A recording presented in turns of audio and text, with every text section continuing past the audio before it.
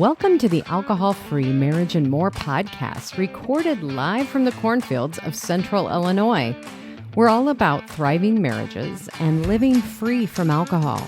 Welcome to episode 113 for March 1st, 2026.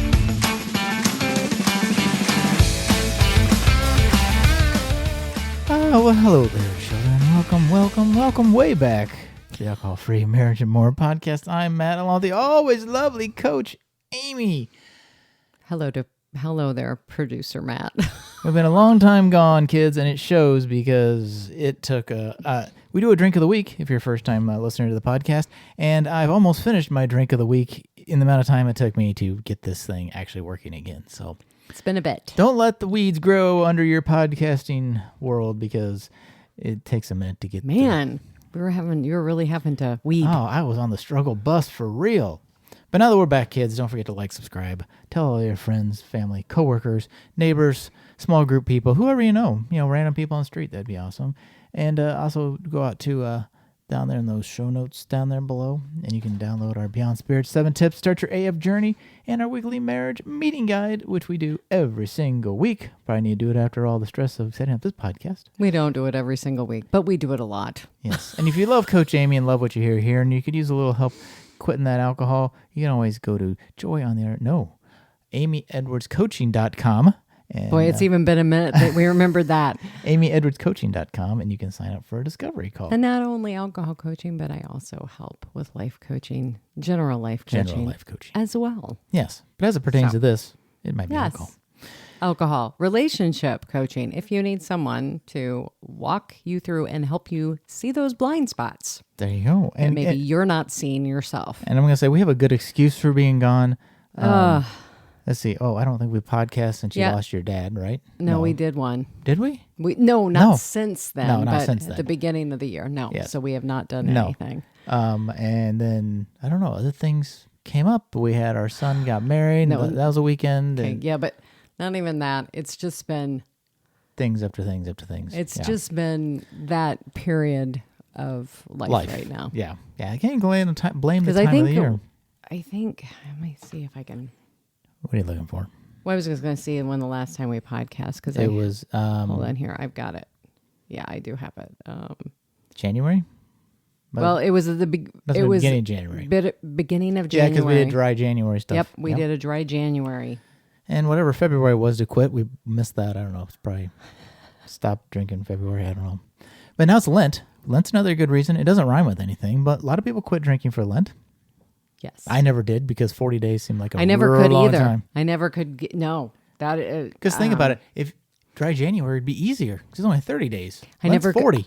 Matt, 40. I never did a dry January. No. I did I guess it was in April. 40 days. Give me a break. Back then? No. 4 days? No. Not even. And I started off with 21 days because 30 was too much. Really? I mean, that, and then you're right. Yeah, you did do 21. I started with I did start a few days before that challenge started. Right. So I did go ahead and say, oh, you know what? I've done 21 days. I'll just finish out the month. There you go. Well, sometimes a little mind game never hurts, kids. You know what? That's absolutely true. The mind, I like to play, those games. I mean, it helps me. I mean, you and I still say that we can drink whenever we want to. We just choose not to. Yes, so, that is true. Even at the wedding a couple weeks ago. Well, no, not last week. Yes, it was a week ago, this last Friday. Both of us commented that it's like... We didn't even think about it. We ordered an NA beer. We knew that they had NA beer. Yep, we had that, and I didn't. And we had a couple of those. It didn't faze me one bit. No, shockingly, I kind of thought I would, but no, not one bit. Not at all. Not one bit. Not one little bit. But yeah, we are going to talk a little bit today, kids, about grief and sobriety through grief and grieving and marriages and those type of things. So something we all have to go through, and another one of those times that challenges our drinking, because there were a few times in the past month that I'm like, oh, I know it's not a good idea, but it really could be handy dandy, to tell you the truth. Well, I agree. But you know what? Even through all of it, that didn't even come up for me. See, for me, it kind of came up then. It did not come up for the wedding thing. It didn't come up for the wedding. And when my dad passed, that was not a thought around it. It was not going to, I knew I've been preparing for this, I guess, for so long. True. But also that whole healthy visualizing what is going to come up in your life that you're going to need to deal with. And you need to make your mind up well in advance. And there were a lot of scenarios in that being sober made it easier. Well in advance. And I did not have any qualms about any of it. Ooh, qualms. That's a good word you don't hear very often. Yeah, like that. All right, kids, we're going to run through the drink of the week here, which is not what's on your notes there, Amy, because our notes, to be a little behind the scenes, say 113B because we got into a notes debate and had to start all over again. So let me pop this open. So I'll do mine first while Amy... there you go. Amy goes, well, what's your drink of the week? She goes, I don't know. I said, here it is. So she's never even tried hers. I'll start with mine. Which is kind of fun. This is one I actually found local. Yours I found local as well. Bulltown Brewing Blonde. I've never heard of Bulltown Brewing, but it's a Midwest crafted non-alcoholic beer. It's just a blonde, 70 calories, kind of standard run-of-the-mill blonde. Really good, kind of a cool looking can and whatnot. It's Bulltown? Bulltown, right? I'm reading that right. Bulltown, okay. Mm-hmm. Yeah. And I can't. Then they have got. Is that a bulldog? Oh yeah, it is no. That's an actual. I think it's actual bull. I see a saddle. It's I can't see. Bold flavor, no bull. No, it's bull. Oh, it's a bull. Yeah. From over here. From Iowa. Proudly brewed in Iowa, kids. Cool. There you go. So Bulltown Brewing, check them out if you can find them I found them out in our local Binnies. Amy, you have Rationale is really good and just came to the cornfields anyway. And this is a Japanese style dry with cherry blossom. I didn't even know it was part of their Maverick series. And this is batch 01. Well, Maverick series, you said, is like it's kind of like their pilot program. Yeah, they said this is an experimental limited releases. And I've been around the beer world, both alcohol and non-alcoholic, for a long time, and I've never heard of a Japanese style, Japanese style what? Dry. Yeah, I'm like, I don't even know what this is. It says cherry blossoms. I don't know if it's intended to give a cherry flavor. I assume cherry blossoms wouldn't really give a cherry flavor. Oh, that has a nice finish. But I had to push it to the back of the fridge so I wouldn't drink it. There were other beers that were going to be on the list, but I've since drank them. So I try to keep some of those. So you're a fan? I like it. I do like it. I'm just trying to. I'm absorbing it.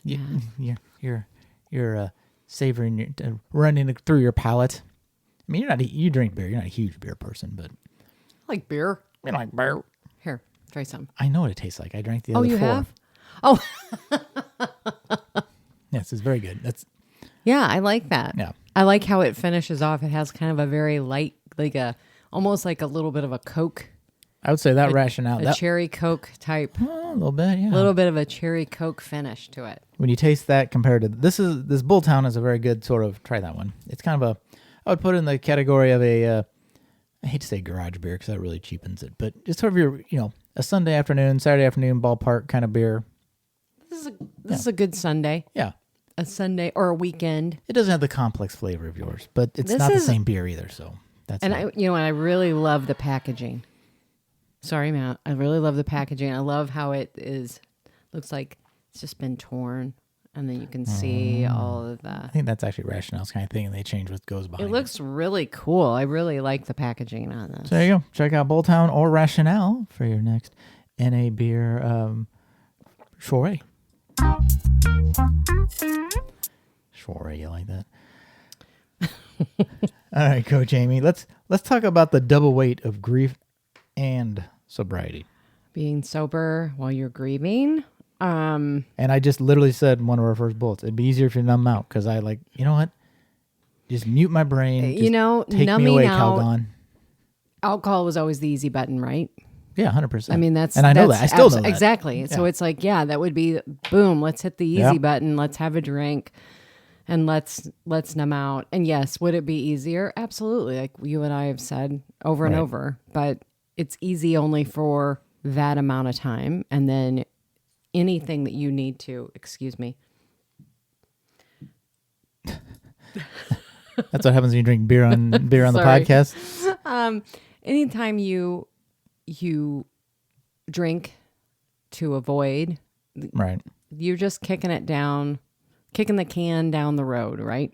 Right. Well, and this other bullet, you mentioned to me, not because I said I was interested in having a drink, but just in our conversations about drinking during grief, and that was it. It may remove the pain, but it adds chaos. Yeah. Because you're hungover, or maybe you're sometimes you have to, in these situations you're dealing with family you don't always deal with.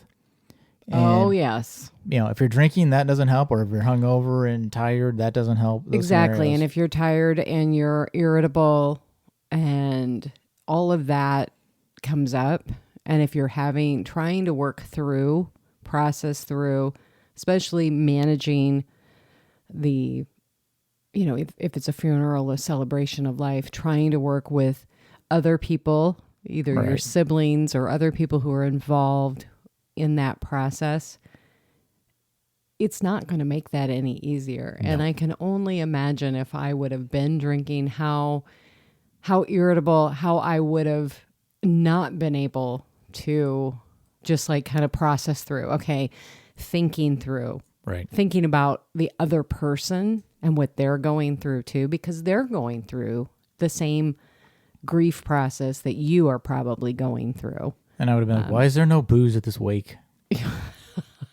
Well, good answer for you is it was also at the at church. A Lutheran church, so probably not a lot of liquor no, there. they, different events, I'm sure.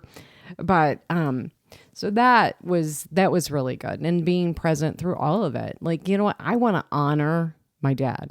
Right. I want to honor that whole experience, and I don't want to numb it. You could tip a 40 to your homie, and then you're not drinking it; you're just pouring it out. But now let me just tell you this thing, which I do think is pretty funny, is during the funeral, which was quite lovely. Yes. The Bill Orr sing-along funeral. It was. It was lots of the old traditional hymns. Yeah. I really did enjoy that. But it was hard. And during that time, the way where we were seated in the front of the church, and there's a little room off to the side where we actually did the visitation. That little room. There was a picture of my dad at our wedding. With 2 beers in his hands. And my dad was not a big drinker, never was, but it was just the funniest. Yeah. It was a funny picture to have up for a guy who never really drank. The juxtaposition of this moment and looking over and seeing my dad just this big, very happy smile on his face and everything. And I don't know. So I don't know why I wanted to add that in there, but it just made me laugh and it helped. And not that alcohol was going to help me at all in anywhere. And that's a big change. I mean, oh my gosh, 6 years ago, because I'm coming up on my 6th happy versary or whatever you want to call it, happy birthday or soberversary. Yeah. I would have totally been hitting the wine, beer. That would have been anything. Yeah. Well, and it would have interrupted the flow of everything, because it's like his visitation was in the evening, right over prime drinking time. 4 to 7, I think it was. Mm-hmm. The whole time I would have been like, when can I get a drink? Or knowing me, I probably would have had a flask or something. I would have done something to get around it. Or your mom's house is right across the street. I would have excused myself, run across the street, down a drink. I would have done something in that realm. I just know how I was. Oh, yeah. And I just look at it now that it's like it was everything that I needed to do for myself to keep myself healthy during that 6-week period that we were going through, from the time my dad had his stroke all the way to the funeral, because I was able to most mornings still get up, still work out, still do the things that I needed to do. It would not have been the case. No, there were a lot of things that were easier. Well, and like getting up early. Exactly. We'd be at the hospital at 7 a.m. Yeah. Or 8, but out the door by 7. It's like, you're not doing that day in, day out. With all my old stomach problems and everything. Oh my God, I can't imagine. No, exactly. But what would you tell somebody I'm sure you've coached people around this. Like if you're, we're 5 and 6 years together, If someone was right at the beginning, like somebody more at the beginning, like it would be a super easy. You know trigger. what? I wouldn't blame you. I would exactly. But one of the things, just saying that it's only going to make that it's going to prolong that grieving process. I've coached 2 people through this who have been at the very beginning of their alcohol-free challenge, if you would, with me, who both within probably 2 or 3 weeks, both lost a parent. And having that happen, both of them told me like, oh my gosh, everything would have been just like you and I said, it would have been so much worse. Right.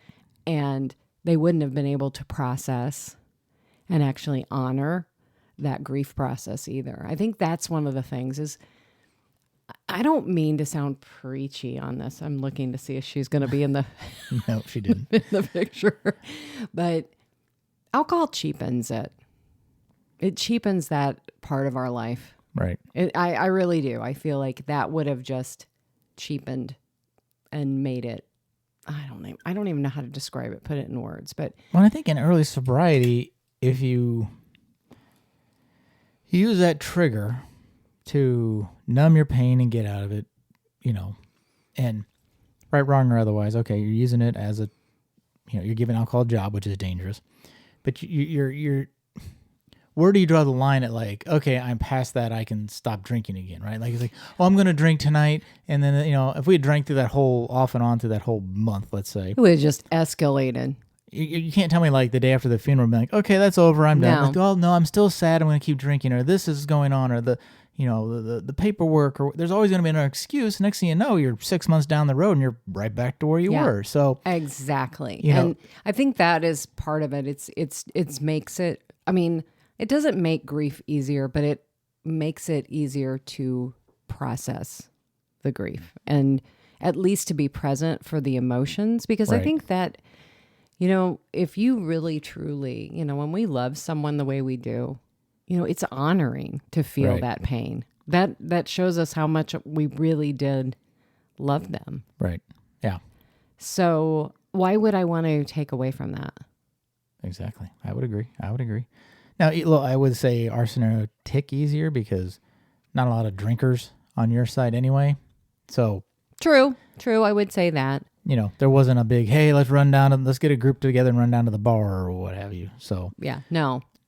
But since this is the alcohol-free marriage and more, on the marriage side, we learned lessons as much as it gave us a chance to practice a lot of the understanding and the things we've done through like marriage coaching and everything, and how to sort of more practical tips. Yeah, I agree. When you're going, because like, wow, it's like, so certain things like lower expectations. I think that goes for everything. Your expectation of each other, your expectation of like a clean house. Like our house turned into a train wreck. It was like, even both of us were like, and we're pretty liberal when it comes to how clean our house is, but we're like, oh my gosh, nothing. I think we keep things we keep things pretty tidy, right? But I mean, there was just a point where because you were just dump and run. Literally, because we were, when he was in the hospital for those first couple of weeks down in Springfield, that was just like I was back and forth, basically getting up, going back and forth, doing this, what we're coming home. Yeah, there's no time to get all that done. And and then when you go the next step, it was just this crazy. Yeah. It was such a blur, a blur. But I think you're right. Lowering those expectations and just being like, you know what, this is just the season we're in right now, and it'll be fine. Yeah. We can pick things up. And what was even like Luke, he came to watch Oreo for us when we had to go to St. Louis, and it was really interesting. He even made a comment. He goes, yeah, because he had come home somewhere in there and had to sleep on the couch in the basement because someone was using his room. And he even said, he goes, yeah, he's like, I noticed like he had left his sleeping bag there, and it was still there. It was had not been touched. And so, yeah, I'm like, that really was a part of it. And I guess that's the other thing. I mean, we went from 2 weeks in a hospital, took Dad to a rehab. He was on his way, the mend. Right. And then they thought that he had some kind of blockage, and we ended up having to intervene, call 911 once he was home and get him and go to a hospital. And they transferred him down to Missouri Baptist. So we had a lot of road trips, crazy journey around that. Well, I think the lowering expectations goes with the, your grace over performance, right? It's like, we're all trying our best right now. There's a lot going on, and everything might not be the best, but we're making it work. And I think you get there through these short check-ins, because I don't think we really had time to do maybe we did one or two, but we didn't do our weekly marriage meetings because it was like. No, we did a lot of checking in. How are you doing? And I can't remember. I remember having a conversation. I don't remember when I had the conversation with you. I think it might have been after the funeral. But I think it was, I ended up going to you and going, okay, you were so good, like overall, like helping me manage my moods and everything. You've been like that through our whole marriage, which has been great. But like, I even had to come to you and go, okay, you have to even be nicer. And you're really nice. Like you have to be so kind with me right now, because I just the littlest could set me off, like, oh my gosh, what am I doing? And not trying to, I don't even know where I was going with that, but just that whole thing, like you were just so good, and you were like, what am I doing wrong? I'm like, you're not doing anything wrong. You're actually doing everything right. We need to get the dog down. Magic keeps walking. Hold on.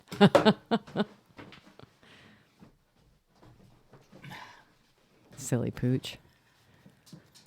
But yeah, I mean, I think that was the thing. You like even looked like, what am I doing wrong? I'm like, you're not doing anything wrong. I just need even more. I need you to be more gentle even. Just help me. Well, and that's part of giving each other permission to grieve differently, right? Like, everybody is on a different level.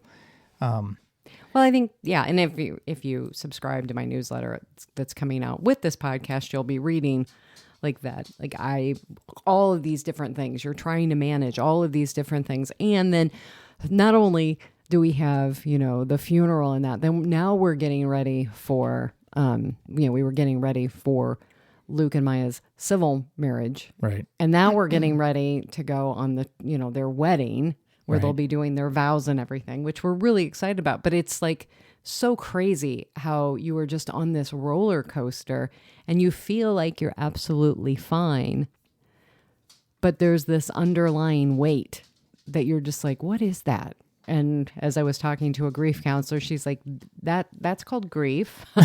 And I'm like, oh, because that was something like she called to just do a check-in, which I have to say is, the hospice that my dad was in was just absolutely incredible. Right. It was affiliated, or it was a part of Missouri Barnes. Baptist. Well, no, but also Barnes Yeah. Jewish Hospital, and that has been a blessing. And she called, and it was just like, okay, maybe I do need to have a conversation, maybe a couple conversations with you to process through some of this. So I'm going to be doing that coming up. Well, and my favorite quote, we're on the same team, even if one of us is falling apart. Yes. And absolutely. I think that is a great mantra. The reason I love that so much is through this, depending on which side of the family that's on, obviously one person's probably going to be a little stronger than the other person. But even so, there was moments that because not that anybody loves hospice, but I loathe it. Now that I've done it once, hated it. Then I'm in it the second time. I kid you not, I was within seconds of just saying, I'm leaving the building. I cannot physically, like my physical being wanted to climb out of my body and just be like, I thought I was going to explode. Yes. Now see again, alcohol wouldn't have helped that either. No, but, and that is true. You are going back to that. And I would have to say that there's trauma associated with like what you went through with your aunt. Well, it's true. It brings back that. It brings back all of Right. these things, and it was different. It Right. was not the same. No. And I mean, going through that experience with your aunts passing away, I was like, I'm not going to have this with my dad. That was a huge learning moment for me, going, okay, I know where we're headed. I could completely see right. it Yeah. because I had been down that road before. And I'm like, That, okay. I will say experience does help. And that helped. And there were Right. other things that I'm like, like your aunt never made it to No. home. She was, it was not the same. Right. It was, and not anyone's fault either, but like I knew what I was going to do for my dad. And I played music for him, and I didn't want that room to just be quiet. And that I think was just a blessing too. And my dad, thankfully, until that Friday before he passed away on a Sunday, I mean, we had some great moments with him, and I recorded that. So I would also say, if you have a point where your loved one is talking and telling stories, you're going through that, they're doing that life, what did you call it? It was you read about it, but it was like a life recap. Like their body, their brain. Your brain starts bringing up all these like major life-changing or memorable moments. It really took us back to the that movie what was it? Disney Pixar. With the emotions. I can't remember what it's called. With joy. Yeah, with joy and anger and all that. Yeah, and how you're processing all of these different memories. Because my dad told me some stories I hadn't heard. He told me about the first time he ever had a breathing treatment when he was 8 years old. That was amazing. Yeah, it's so random. It's and like, how he could actually breathe. And then he told us these other things, and I was like, oh, I got to start recording these. So we have about 25 minutes of just Dad telling stories. So thankfully we have that too. That is awesome. Yes. Amy, I want to get down to there to the bottom because we're running shortish on time. Okay. But I want to talk about some healthy coping mechanisms. Right? Yes. Okay. So, yeah. Exercise, I think.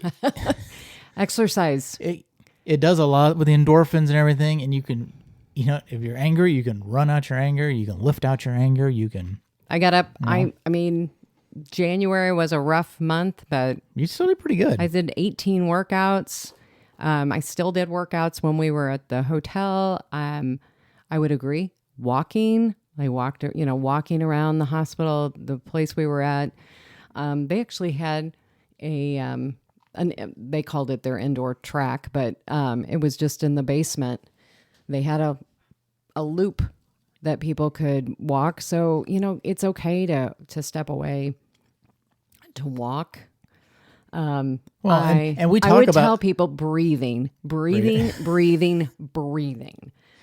those are two things we talk about. Like even in early sobriety, when you just are sitting at home, it's like, I'm triggered to drink. Get up and do something, right? So same idea, like ing activities. So exercising, walking, knitting, organizing. I mean, I can't clearly do that, but I cleaned up the little hospital room a couple different times. It's like walking around, tidying things up, right. Doing things to distract yourself. Right. And your friends, family, we're fortunate enough to have friends and close friends that we can talk to who've been through similar things, and we're at that stage of life, and it happens for a lot of us, right? You're at that stage of life where you usually know somebody who has or recently has. Yeah, seeking support, but also not feeling like you can't reach out to somebody. Right. I think that's very important. And I would have to say we were surrounded by people who were constantly reaching out to us during that time, but also reach out after as well, check in with people, because that would be the thing. Like in all of this, then you lost your uncle. Right. And so there's that but based on that same thing we're talking about, you reached out to your cousin. You're like, oh my gosh, I got to reach out to him. Yeah. Yeah. And that's really important to do that. And I would just have to say that for us, I think it's also elevated. Like we will be reaching out to people because of how people reached out to us. That was really, we felt that. And then substance support or professional help, like you said, you talked, grief counselors, alcohol coaches, whatever, whatever is, I hate to use the word triggering, but whatever is top of mind. Maybe it is the grief that's really getting you. It's not getting the necessarily support. that, That I think is really important. And which I thought was interesting for you to say, well, I think I need to. Because sometimes, I think especially maybe you as a coach, like you forget, like, oh, well, I need to support people too. That's right. We do. We need people to talk. Like I reached out to a friend last week. I'm like, hey, can we go for a walk? I'm like, I just need to talk. Right. But again, seeking a professional therapist, counselor, and there's a lot of free resources out there as well that you can even look up. I looked up different resources online too. I'm like, okay, here's what I'm going through. But it is common to look for relief, and alcohol seems like the easy way out, campers. And I would say, grief support. Grief. What is it called? I think, is it called grief support or is it grief? Google it. It's out there, kids. But yeah. But okay, and then the last thing too, getting your emotions out. Again, like we just said, like walking, moving, breath work is journaling, creative. Like I have done quite a few floral arrangements in the last few weeks. Which is better than your other thing of painting a lot of furniture. So well, and that's the other thing I was looking at. I'm like, oh, what can I paint? What can I paint in here? Oh, okay, what can we refinish? At least the floral arranging came in handy between the funeral and the wedding. That's true. That was actually a useful outlet for your time and talents. So, well, kids, that was a deep one for you. You know. But we're back. We're back. We're gonna be back again. But again, we're giving ourselves a lot of leeway around this too, because we've had a couple of different times where we're like, oh, let's podcast, and then the next thing you know, we're like, we didn't podcast, and that's okay. That is 100% okay, kids. So let it be okay for you too. So, I hope you found your way back to the Alcohol-Free Marriage and More podcast. Thank you for sticking around to the end. If you made it this far, you can always email Amy at amyedwardscoaching.com. I'll get it right one of these days. Amy at amyedwardscoaching.com. Whatever I said. Those things. Anyway, kids, if you want to reach out, and we'd love to hear a comment down below or email Amy, whatever. Yeah, let us know. How you're dealing with hard stuff. Yeah, hard stuff. And, growing old is a good time. All right, kids, well, that's it for us for this week. I'm Matt, along with Coach Amy, wishing you peace and love from the cornfields. And we are out.